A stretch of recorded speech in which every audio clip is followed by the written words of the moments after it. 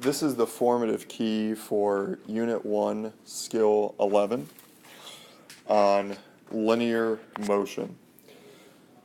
So at level 2, we're simply asked to be able to take the scenario and apply some of our derivative rules. It would like us to figure out the velocity at e squared. So I'm given my position here, and I'm going to go ahead and take the derivative of that position using the product rule, since this is a product.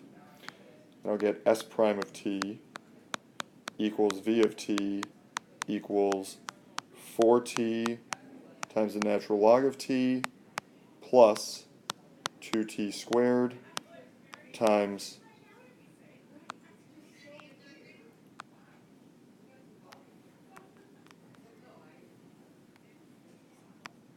one over t. And now I would like that to be evaluated at e squared. So I'm going to have 4e squared times the natural log of e squared plus 2e to the fourth, because I squared e squared, times 1 over e squared. And if I really am in a good mood to simplify, I would make that the natural log of e squared is 2, so that would become 8e squared plus 2e squared, or 10e squared as a final answer. Level 3 is the more interesting question, where I take this and I'm going to answer my questions of rest, moving to the right, and moving to the left. The question design is intended to get you thinking. This is already velocity, so I already have my derivative. So I know that rest is velocity equal to 0. I know moving to the right is velocity is positive, and I know moving to the left is velocity is negative. The key algebra with this question is identifying that I can factor out e to the t times t and be left with t squared minus 4t minus 5. The reason this becomes so vital is AP expects you to be able to recognize this and know that e to the t being equal to 0 can't happen. So I get for critical point candidates 0, 5, and negative 1. Again, the 5 and the negative 1 came from the factoring here. Now I'm going to go ahead and set up my number line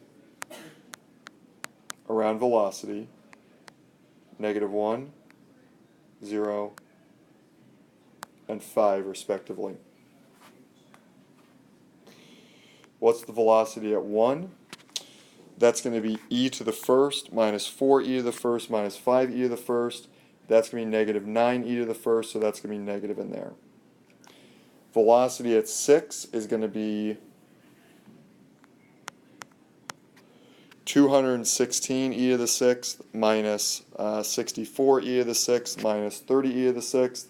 That will definitely be a positive number. How about velocity at negative 1/2 and velocity at negative 2? Velocity at negative 2 will be negative 8e to the negative second minus 16e to the negative second plus 10e to the negative second. That will be a negative number there.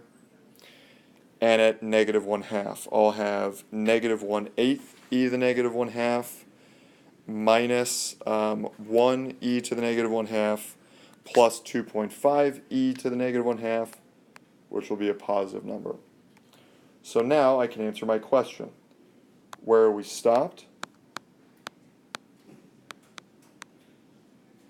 At time 0 and time 5. You're thinking, wait a second, shouldn't we have been stopped at negative 1 as well? Well, let me think about time again. Time really only makes sense when it's positive. So really, the only place I care about being stopped is 5. because negative 1 is less than 0, and well, 0, again, that's right where I started. Where is my particle moving to the right? For t greater than 5, also from negative 1 to 0, but as I know, from negative 1 to 0, that time doesn't make any sense. And where am I moving to the left? For t between 0 and 5. So there's my solution for that question. So I've got going next here in the level 4. Graph represents the velocity. Determine the intervals in which the particle is speeding up and slowing down.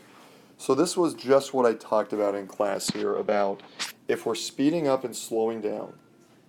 Speeding up means the velocity and acceleration have the same sign.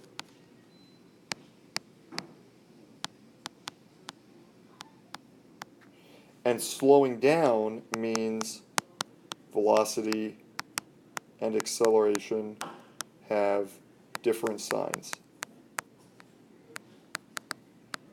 This is a graph of velocity. So I'm going to think about this as I would f prime and f double prime.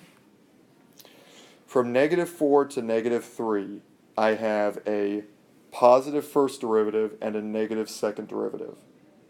Therefore, I am slowing down. From negative 3 to negative 2.5, I have a negative first derivative and a negative second derivative. Therefore, I am speeding up. From negative 2.5 to negative 1, I have a negative first and a positive second. Different signs. Therefore, I am slowing down. From negative 1 to 0, I have a positive first and a positive second. Speeding up. From 0 to 1, I have a positive first and a negative second. Slowing down. From 1 to 1.5, I have a negative first, negative second. Speeding up.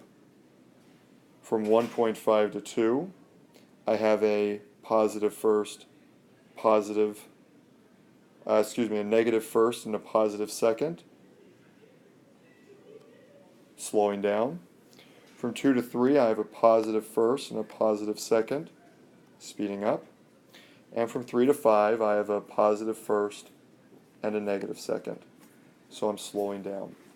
And I could again, of course, go ahead and rewrite this in interval notation.